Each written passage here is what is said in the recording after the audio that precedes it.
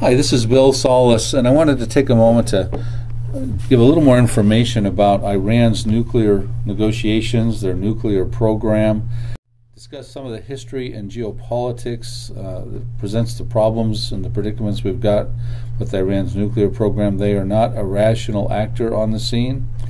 The history of the nuclear scenario in Iran goes back around the 50s with an Atoms for Peace program that America was trying to get involved with Iran on at that time. Some of the Western countries that had nuclear weapons were interested in having uranium enriched in places like Iran, which at the time was friendly to America, for our America's and some of these other countries' atomic needs. So they would enrich uranium in distant lands. So it all had the makings for a positive scenario. But things changed, of course, in 1979 when the Ayatollah Khomeini took over with the revolution in Iran, and everything went Islamic there.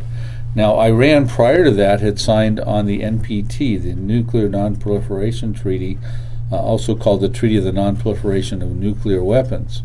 They signed on when the Shah was in power and America and Iran had a good relationship in 1968, and that's when that treaty was initiated. It was enforced in 1970, and it was extended indefinitely in May of 1995. As a signator of the NPT, Iran was not able to develop a nuclear weapon.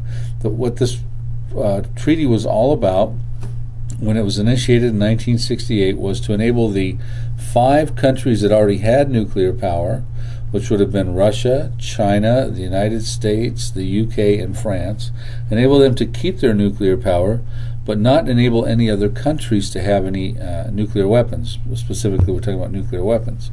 It also, though, this NPT encouraged countries that signed on, and Iran, of course, signed on in 1968, to have a nuclear program for civilian purposes.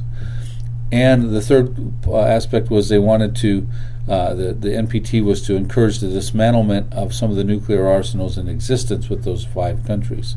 So in the beginning, Iran was on board, and they could be among those that could develop a nuclear program. Now, there were, just coincidentally, or on a side note, there were 4 countries that did not sign the NPT. 3 of them have nuclear weapons presently. That was Israel, Pakistan, and India. So they were able to put their nuclear weapons program together. They were not obliged to the NPT treaty. Now, Iran, however, was. And so Iran was supposed to be disclosing their nuclear program to the IAEA, the International Atomic Energy Agency. That's the watchdog that's to ensure the NPT treaty.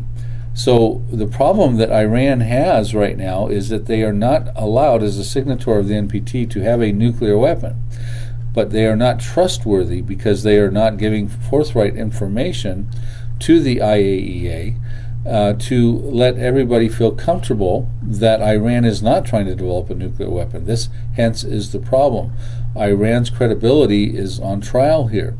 So there has been extensions as Iran, since November of 2013, there's been 2 extensions since that time. As I talk to you today on February 11th of 2015, and they're in a 3rd extension right now, and there were sanctions that were levied upon Iran, and in turn, Iran scaled back their nuclear program to a 5% level, to a level that was where they couldn't get a nuclear weapon. So there's this is where we stand right now as I talk to you. But the situation is at a point right now where Iran is trying to negotiate a deal with the Obama administration, which seems to be very, very much favorable to this deal, which will enable Iran to continue to have its nuclear program, but at a much faster scale of development than Israel, of course, and some of these other countries involved in the negotiations want to allow. Presently, Iran has 19,000 centrifuges, which, if spinning full throttle, they could have a nuclear weapon in 4 to 6 weeks. Presently, Iran is spinning about half of those. The treaty that they're trying to negotiate with America, and what's called the P5+1, which would be Russia, China, the UK, France, and the plus one would be Germany, would enable them to continue to spin the centrifuges at the rate they're at, which would make them a threshold nuclear weapons country. Israel will not tolerate this. So Ayatollah Khomeini, the current supreme leader of Iran, would like 190,000 centrifuges, which if that ever occurred would enable them to have 38 nuclear weapons production per year. So this is a very concerning situation, and Israel is having Benjamin Netanyahu come speak before Congress on March 3rd to express Israel's concerns about this deal, this, I call it a sweetheart deal, that Iran is on the verge of consummating, primarily with the Obama administration. At this point, the international community is allowing the Obama administration to take the helm. And so Congress, John Boehner, the new Speaker of the House, due to the midterm elections, swaying Republican, has invited Prime Minister Benjamin Netanyahu over to come over and voice his concerns about Iran's nuclear program. So he is going to lay out the points of why Israel cannot accept any kind of nuclear program inside of Iran. So, folks, we are probably looking at a situation that a deal will be made by the Obama administration in Iran. They're trying to do that even as soon as the end of March of 2015, that Israel cannot accept.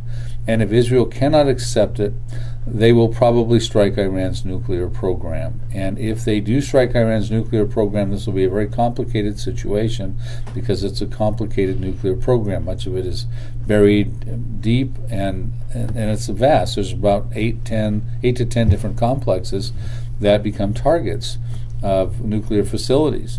Now, it's not like when Israel struck Iraq's facility in Osirak in June of 1981 or when they struck Syria's facility in September of 2007. These were easier feats to accomplish. This will not be as easy, and it could lead into a war, a significant war in the Middle East.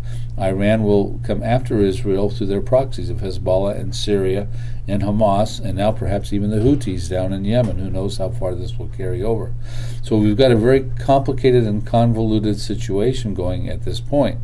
So we're about on the precipice of a very interesting thing about to happen, and it's very important to hear what Netanyahu has to say.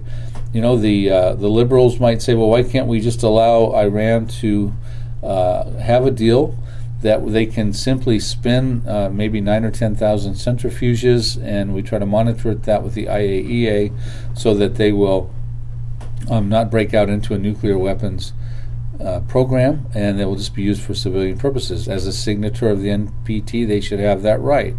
That would be the argument. The problem you have right now is that Iran's leadership hates Israel. They've continuously threatened to wipe Israel off the map. They call Israel the little Satan. They call America the great Satan.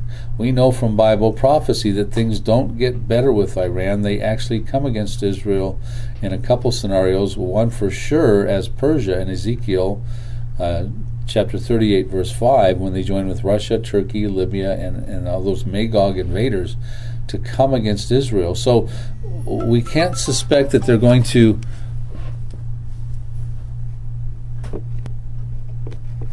improve the situation. They will actually, the leadership in place will be coming against Israel.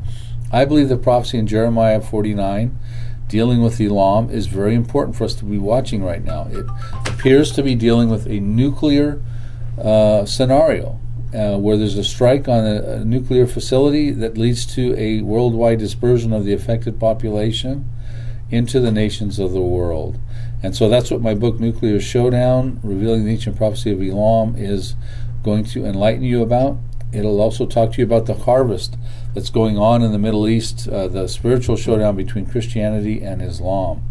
So I encourage you to get your hands on the book and the DVD, and you can get that at prophecydepot.com. That's Prophecy Depot, like Home Depot.com.